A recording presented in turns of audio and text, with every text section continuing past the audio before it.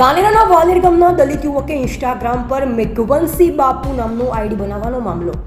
દલિત યુવકે મેઘવંશી બાપુ નામનું આઈડી બનાવતા ગામના 5 જેટલા અસામાજિક તત્વોએ આઈડી પર ખરાબ કમેન્ટ કરી 5 જેટલા અસામાજિક કિસ્સાઓએ મારી ટેલિફોનિક દ્વારા મારી નાખવાની ધમકી આપી હોવાના આક્ષેપ.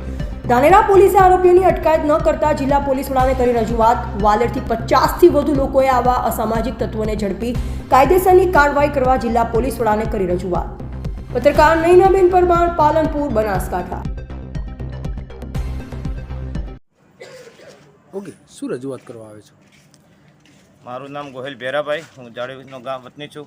વાલેર ગામમાં અમારા ભાઈ ઇન્સ્ટાગ્રામ આઈડી વિશે જે મામલો બનેલો એ બારામાં તારીખ 20ની અમે એટ્રોસિટી દાખલ કરાવેલી. એ બદલ આજ દિવસ સુધી આરોપીઓની ધરપકડ પણ થઈ નથી અને એના પછી પણ આરોપીઓ બધા કોમેન્ટમાં ગાળો બોલે છે, કોમેન્ટમાં જાતિ અપમાનિત શબ્દો પણ બોલે છે.